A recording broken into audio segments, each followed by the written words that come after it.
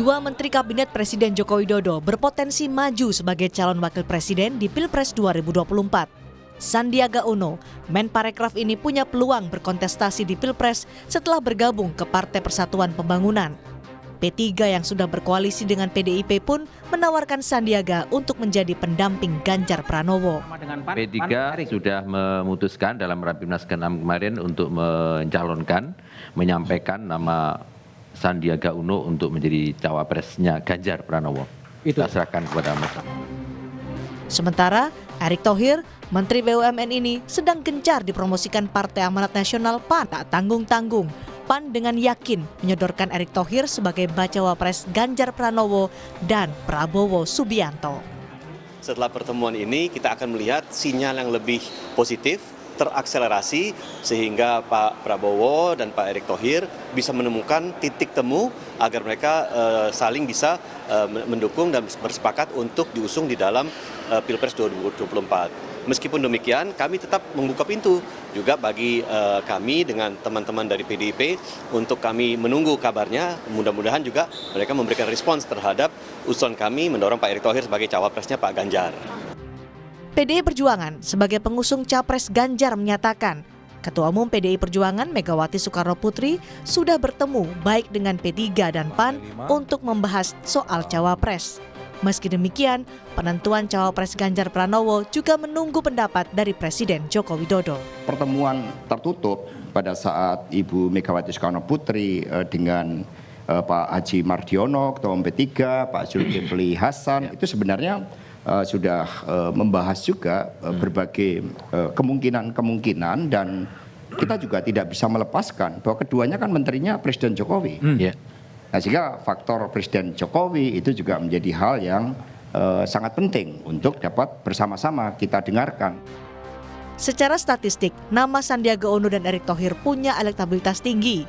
Dari hasil survei terkini Lembaga Survei Indonesia, elektabilitas Erick Thohir bahkan kini menyalip Sandiaga Uno dan Ridwan Kamil yang biasanya memuncaki hasil survei sebagai bacawa pres. Erick Thohir berada di posisi pertama dengan elektabilitas 14,3%, sementara Sandiaga Uno 8,9%. Meski keduanya punya efek elektoral bagi capresnya, siapa yang dipilih menjadi cawapres Ganjar Pranowo masih menunggu keputusan Ketua Umum PDI Perjuangan Megawati Soekarnoputri. Tim Liputan, Kompas TV. PAN dan P3 gencar menawarkan jagoan masing-masing sebagai bakal calon wakil presiden. Lalu siapa yang paling potensial dan juga punya nilai tawar tinggi untuk menjadi cawapres Ganjar Pranowo? Kita bahas sore ini bersama dengan Sekjen P3 Arwani Tomafi, Wakil Ketua Umum PAN Yandri Susanto dan Direktur Eksekutif Indikator Politik Indonesia Burhanuddin Muhtadi. Sore Bapak-bapak. Sore. Assalamualaikum. Waalaikumsalam. Saya mau ke Bang Yandri dulu. Bang Yandri, jadi kemarin pada saat itu pertemuan antara Bu Mega dengan Pak Zul, Ketua Umum PAN, dengan juga Pak Mardiono, Ketua Umum P3. Jadi itu ketemunya bertiga, bareng-bareng? Yang mana, Pak? Pertemuan antara Bu Mega, Pak Zul, dan juga Pak Mardiono.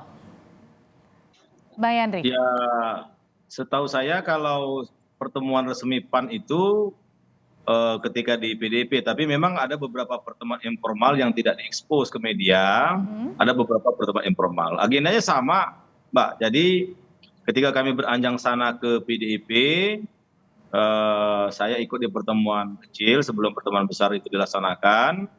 Ada Ibu Mega, ada Mbak Puan, ada Mas Hasto. Ya langsung Bang Jul menyampaikan kalau bisa kita bekerjasama dalam Pilpres, dalam kontestasi di 2024, Ganjar berpasangan dengan Erick Thohir. Oh, jadi langsung ya, terang-terangan ya waktu itu disampaikan ya, Bang Yandri ya? Kan terang-terangan, karena yang kita tawarkan kan bukan yang kaleng-kaleng, udah mantap ini Bang Yandri. Nah, sama dengan ketika kami menerima kunjungan balasan Bang Dasko sama Bang Mujani dengan rombongan PDIP PAN 3 hari pasca kami ke PDIP. Sama kami sampaikan juga ke Bang Dasko dan Bang Mujani mewakili Pak Prabowo bahwa kami untuk dalam hal kerjasama politik di tahun 2024 kami menawarkan Erick Thohir. Nah memang sampai sekarang belum ada keputusan apakah Ganjar Erik atau Prabowo Erik. Nah, jawaban Saya Bu Mega begini, kalau mau seperti menang, apa Bang Yandri? Langsung diterima? Gimana? Kalau jawaban dari Bu Mega dan juga Pak Prabowo waktu itu menawarkan nama Pak Erik, langsung diterima kah? Intinya tidak ditolak, tapi kan memang belum ada keputusan final. Nah, oleh karena itu proses masih berjalan. Tapi saya memastikan begini. Oke. Jadi masih Kalau pikir-pikir mau gitu menang, ya? ambil Erick Thohir, kira-kira gitu. Prabowo mau menang, ambil Erick Thohir.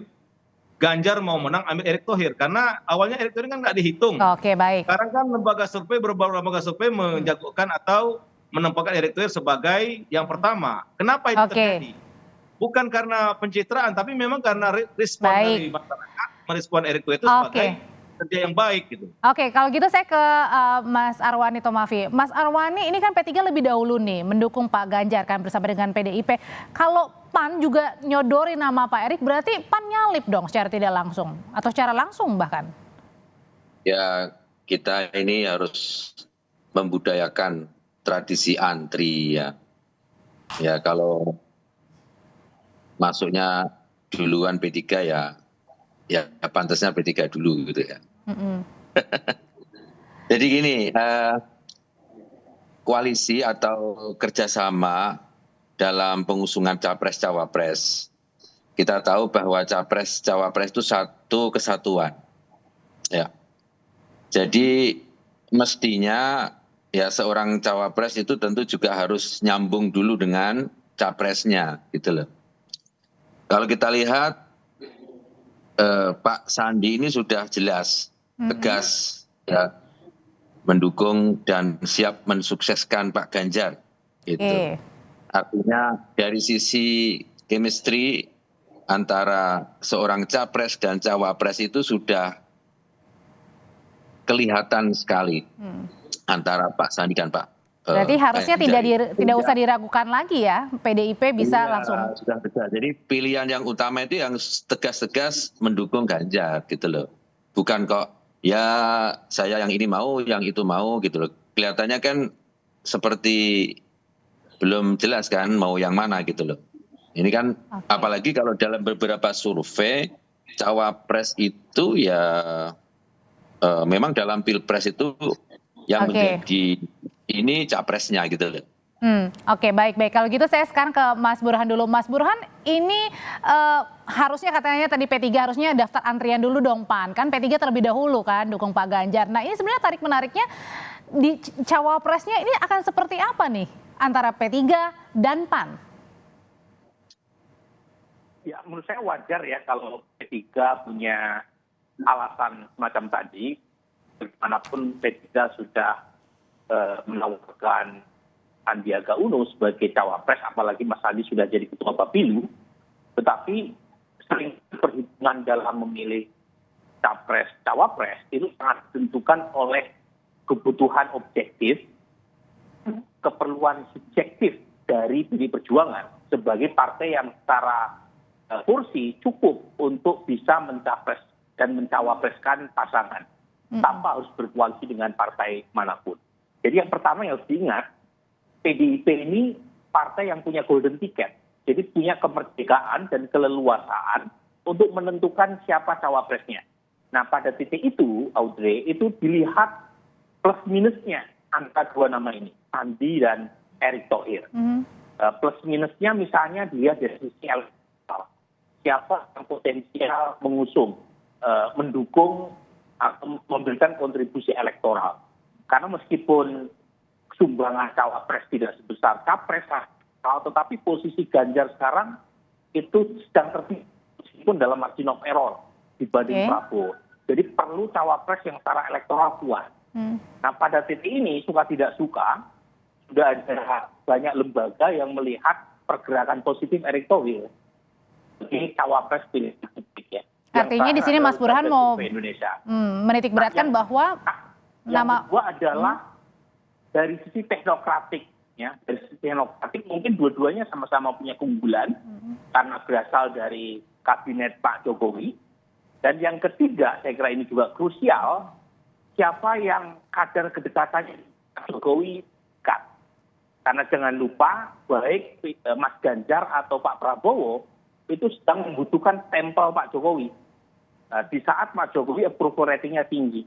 Jadi sangat mungkin Ibu Mega maupun Pak Prabowo meminta pendapat Pak Jokowi terkait dengan siapa cawapres yang akan dipilih oleh Ganjar atau Pak Prabowo.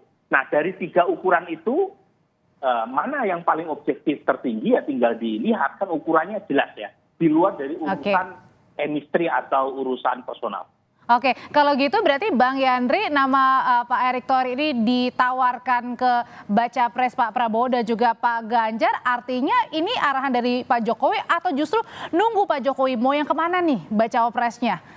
Pak Erick atau Pak Sandi kemananya? Ya, karena kita melihat, karena saya meyakini kalau Ganjar mau menang pasti dia ngambil Erick. Termasuk kalau Prabowo menang pasti ngambil Erick. Kenapa? Nah, oleh karena itu, dalam artian maksud saya, kedua capres ini baik Ganjar maupun Prabowo pasti hitung betulin siapa yang pasti memenangkan kontestasi, artinya daya direct itu siapa dari faktor cawapres. Nah, kami melihat sedang tren Pak Erick Thohir sekarang sangat bagus, dan dengan juga Pak Jokowi dengan sangat dekat. Oleh karena itu syarat untuk dijadikan cawapres baik ke Ganjar maupun ke Prabowo itu masih mungkin. Nah, kalau Pak Sandi kan memang dia mati kartunya cuma di Ganjar, karena ke Pak Prabowo nggak mungkin lagi kan, karena sudah meninggalkan Gerindra dan sebagainya. Artinya kita kalau Pak Erick Thohir ini masih bisa Ganjar atau Prabowo. Nah, oleh karena itu kami meyakini dalam kontestasi Pilpres ini, insya Allah Pak Erick Thohir bisa menjadi cawapres baik ke Ganjar maupun Prabowo. Dan kami sekali lagi meyakini tren positif Pak Erick Thohir dengan kerja-kerja baiknya seperti sepak bola, BUMN dan sebagainya itu akan direspon positif oleh masyarakat, terjemahkan dalam elektoral nanti. Oleh karena itu kami meyakini dalam tidak waktu yang lama lagi pasti ada keputusan apakah Prabowo yang ngambil Erick atau Ganjar yang ngambil Erick. Nah, oleh karena itu Mas Arwani Tomafi, kalau misalnya tingkat elektabilitas Pak Erick Thohir nih lagi tinggi-tingginya berada di atas Pak Sandi, kalau gitu misalnya dipilih oleh PDIP dan juga baca pres Pak Ganjar, akankah P3 mundur atau terima? Terima. Jadi kerjasama yang selama ini kita jalin dengan PDI Perjuangan itu kerjasama yang tidak hanya berkutat pada persoalan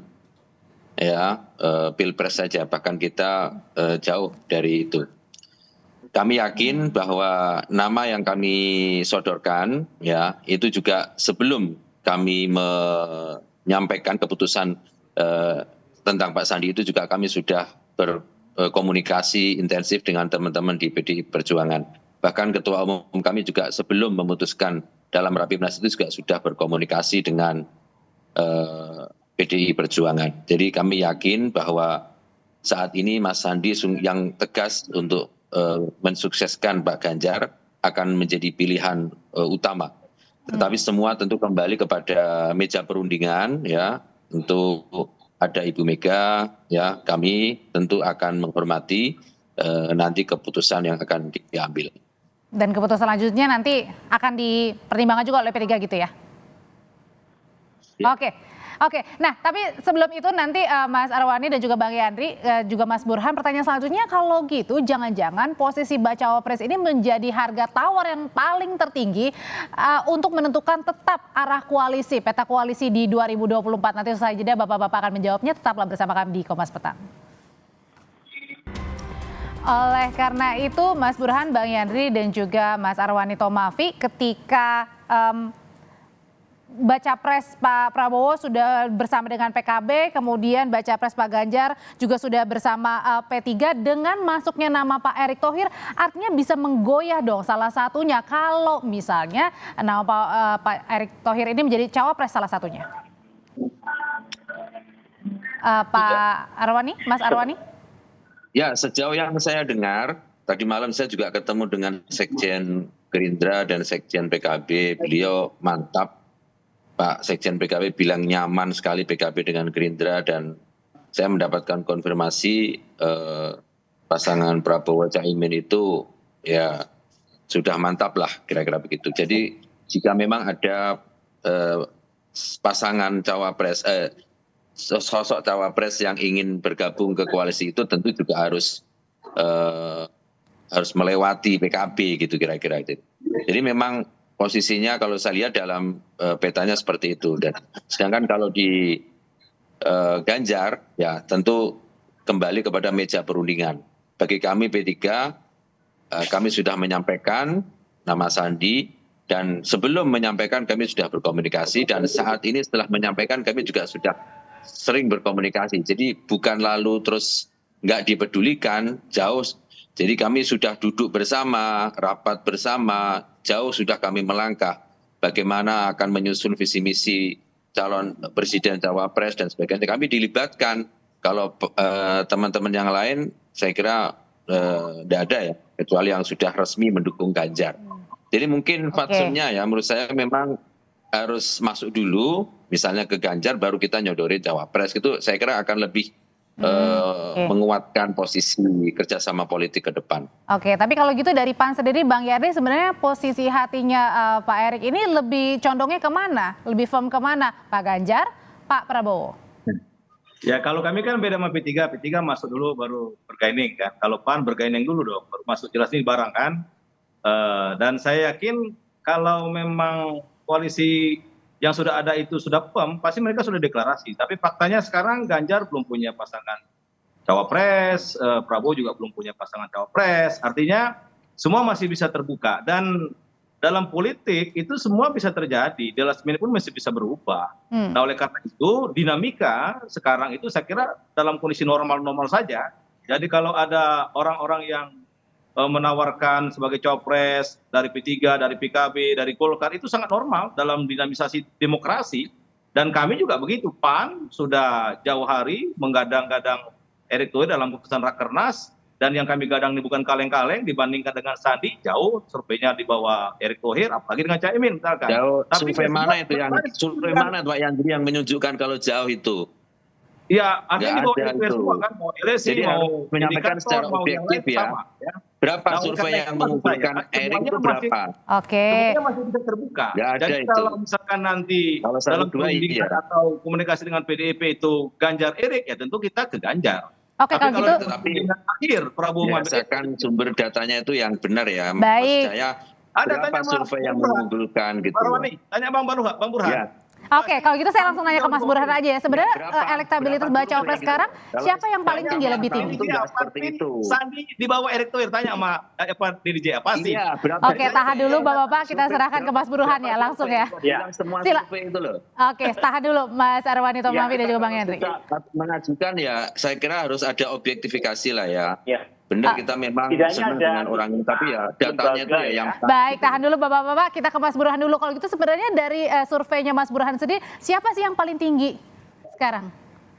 Ya kalau survei saya yang paling tinggi sekarang adalah Erick Thohir. Dengar tuh, Erick Thohir kan? Iya, itu kan survei. Selisihnya itu jauh. Surveinya Mas Burhan. Mas Burhan? Saja. Banyak survei Mas Yandri. Betul. Jadi Ya, tolong kedua adalah dibaca survei dari Lembaga Survei Indonesia. Hanya satu saja. Ya, sebentar karena kita saat ini ada Mas Burhan, Mas Arwani. Silakan Mas Burhan. Saya menyebut 3 lembaga ya. 3 lembaga, pertama adalah Indikator Politik Indonesia. Yang kedua adalah Lembaga Survei Indonesia. Itu dua-duanya menemukan Erick dalam simulasi cawapres peringkat pertama. Nah, untuk Sandiaga Uno di survei peringkat ketiga. Di survei LSI yang baru dirilis kemarin, itu peringkat keempat. Memang tidak terlalu jauh, ya, tetapi secara umum peringkat pertama, peringkat kedua, peringkat ketiga bisa dibedakan secara absolut. Nah, untuk SMRC itu pakai pola pertanyaannya berbeda. Jadi misalnya, siapa cawapres yang paling cocok untuk Pak Prabowo Subianto? Yang paling tinggi menurut publik, menurut survei SMRC adalah Sandiaga Uno. Sandiaga Uno untuk cawapres Pak Prabowo. Tapi ketika ditanyakan siapa cawapres yang paling tepat menurut publik buat Ganjar Pranowo, bukan. Jadi lagi-lagi format pertanyaannya untuk SMRC dan LSI maupun indikator agak berbeda. Kalau LSI dan indikator, pertanyaannya itu siapa cawapres pilihan publik tanpa dikaitkan apakah cawapres tersebut untuk Prabowo, untuk Ganjar atau Anies. Mas Burhan. Sementara untuk SMRC ditanyakan siapa yang terbaik buat Prabowo, buat Ganjar, maupun buat Anies Baswedan. Kalau gitu penentuan bacawa pres akan sangat alot sekali sepertinya ya di 2024 ini. Ya, alot. Kalau kita lihat kemungkinan besar injury time ya baru diputuskan. Karena kalau misalnya cawapres diputuskan segera, itu akan memicu satu pihak yang dipilih sebagai cawapres akan mengambil jarak atau bahkan pindah ke lain hati. Atau yang kedua, cawapres yang bersangkutan juga bisa akan dikuliti, ditelanjangi. Kalau lebih awal ketimbang jadwal bulan Oktober ya, tanggal 19 nanti. Jadi yang kita diskusikan sekarang it's too early to tell. Jadi bahkan yang mengatakan sudah fix sekalipun sepanjang belum diumumkan dan belum didaftarkan ke KPU, itu apapun bisa terjadi. Jadi misalnya Gerindra dan mungkin sepakat untuk berkoalisi, tetapi cawapres dugaan saya juga tidak akan mudah untuk oleh kedua partai. Oke, kalau gitu Bang Yandri, Mas Arwani Tomafi, bagaimana caranya meyakinkan Bu Mega bahwa nama Pak Sandi lah atau nama Pak Erik lah yang paling pas, cocok bersanding bersama dengan Pak Ganjar di Pilpres 2024? Bang Yandri. Iya, tadi saya bilang kita komunikasinya baik-baik, kan datang baik-baik, menawarkan baik-baik. Dan semuanya kan pasti akan ada ujungnya. Ujungnya itu kan kertas SK yang akan dibawa ke KPU. Nah itu pastinya di situ, dan saya setuju dengan Bang Burhan tadi, kelihatannya mungkin di last minute akan semua kelihatan siapa berpasangan dengan siapa. Tapi proses begini biasa. Jadi Sandiaga Uno menawarkan diri bagus, ya kan? Bagus. Erick Thohir bagus, ada Pak Mahfud bagus. Jadi semakin banyak anak bangsa yang berkhidmat untuk menjadi cawapres dan capres itu bagus sekali. Tapi kan ada format ini, ya kan? Formatnya itulah yang sama sebagai pasangan capres dan cawapres, tetapi saja. Nah sekarang situasi yang begini normal saja kalau capresnya mengambil hati rakyat, bakal cawapres juga. Jadi semuanya sudah kami tangkap Bang Yandri. Kita tunggu saja komunikasi yang baik nanti, siapa berpasangan siapa, dan kalaupun berbeda nanti, kita tidak boleh saling meniadakan. Baik. Bangsa, gitu. Oke, Mas Arwani. Ya. Ya, Mas, bagaimana cara meyakinkan Bu Mega ini? Ya, kalau dalam kerjasama politik yang kami lakukan dengan PDI Perjuangan, ada ruang di mana nanti Bapak Ketua Umum, Pak Mardiono akan ditugaskan oleh Rapimnas untuk diamanatkan oleh Rapimnas untuk melakukan komunikasi secara penuh dengan Ibu Mega, hasilnya seperti apa. Dan apa yang akan diputuskan tentu akan menjadi bagian secara umum ya dari kerjasama politik antara PDI Perjuangan dan P3. Tadi malam sudah digambarkan betapa itu sudah kami sadari semua ya. Apapun keputusannya tentu itu menjadi bagian yang terbaik bagi kami PDI Perjuangan dan P3. Oke, kalau kita singkat Mas Burhan, singkat sekali. Kalau misalnya jangan-jangan di injury time bisa jadi apakah PDIP dan Bu Mega ini jangan-jangan tidak memilih keduanya, Pak Sandi atau Pak Erik, mungkin nggak? Ya, mungkin nggak. Bagaimanapun Ibu Mega kan punya preferensi personal ya. Punya adalah preferensi untuk mengkombinasikan kearifan lama, Jawa luar Jawa, senioritas, Islam nasionalis gitu ya. Makanya baik Mas Sandi atau Bang Erik itu kan coba mendapatkan Islam kredensial. Keduanya ditawarkan oleh Partai Islam. Itu kan salah satu supaya Ibu Mega melirik ya, baik Erik maupun Sandi. Tetapi ujungnya, meskipun Ibu Mega punya preferensi personal, ya, punya keinginan untuk mempertimbangkan Kiai Nasaruddin Umar atau Kiai Miftahul Ahyar, tapi ujungnya itu yang menentukan adalah elektoral. Kalau misalnya cawapres tidak bisa mendongkrak elektabilitas Ganjar, maka keinginan Ibu Mega untuk mencetak hat-trick kemenangan di 2024 atau Pileg itu sulit untuk diwujudkan. Kuncinya adalah elektabilitas ya untuk nanti menentukan bacawa pres pendamping Pak Ganjar. Terima kasih Mas Burhan, Bang Yandri, terima kasih juga Mas Arwani Tomafi, sehat selalu. Terima kasih.